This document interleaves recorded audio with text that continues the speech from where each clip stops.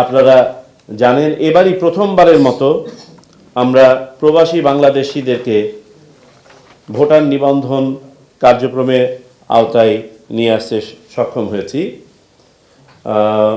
7টি দেশে আমাদের এই নিবন্ধন কার্যক্রম এই পর্যন্ত চালু হয়েছে। এই 7টি দেশ অর্থাৎ এশিয়ার 5টি দেশ এবং ইউরোপের 2টি দেশ। এশিয়ার 5টি দেশের মধ্যে দক্ষিণ পূর্ব এশিয়া, মালয়েশিয়া এবং মধ্যপ্রাচ্যের 4টি দেশ, সৌদি আরব, কুয়েত, কাতার এবং সংযুক্ত আরব আমিরাত।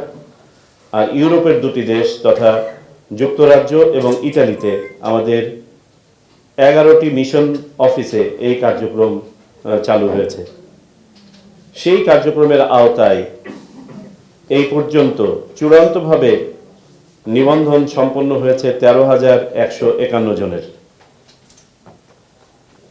আবেদন করেছিলেন 37,850 জন, যারা বিভিন্ন প্রক্রিয়ায় আছে। এর মধ্যে কিছু আবেদন গৃহীত হয় নাই, আর বাকি প্রক্রিয়াধীন আছে।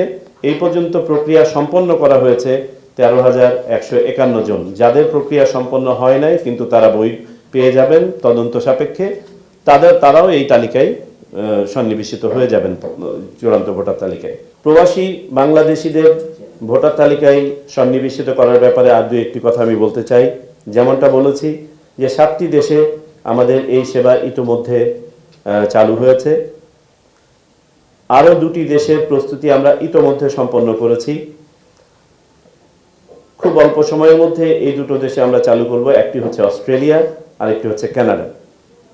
পাশাপাশি এই কমিশন দায়িত্ব গ্রহণের পরে আমরা সিদ্ধান্ত নিয়েছি যে 40টি দেশকে লক্ষ্য করে বা টার্গেট করে আমরা এই কার্যক্রম শুরু করেছিলাম, আমরা 40টি দেশেরই অনুমোদন দিয়েছি এই কমিশনের পক্ষ থেকে। এখন আমাদের লজিস্টিক প্রিপারেশন শেষ করে ধাপে ধাপে আমরা এই 40টি দেশে আমাদের ভোটার তালিকা অন্তর্ভুক্তিকরণ এবং জাতীয় পরিচয়পত্র সেবা চালু করব। প্রবাসী বাংলাদেশিদের প্রতি আমাদের বার্তা হচ্ছে যে 7টি দেশে ইতোমধ্যেই আমাদের এই সেবা চালু হয়েছে। আপনারা যারা এখনো পর্যন্ত ভোটার তালিকায় নিবন্ধিত হন নাই, অনেকেই বাংলাদেশ থেকে ভোটার তালিকায় অন্তর্ভুক্ত হয়েই বিদেশে গিয়েছেন, তারা তো আছেনই এবং তাদের এনআইডিও আছে।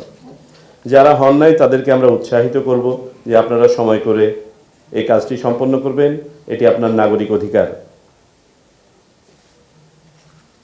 আর অপরাপর দেশ এবং এই দেশগুলো যারা বাংলাদেশে ছুটিতে আসেন বা আসবেন এই সময়ের মধ্যে, তারা ছুটিতে থাকাকালীন আপনার নিকটস্থ নির্বাচন অফিসে গিয়ে আপনাদের এই নিবন্ধন কার্যক্রমটি সম্পন্ন করবেন।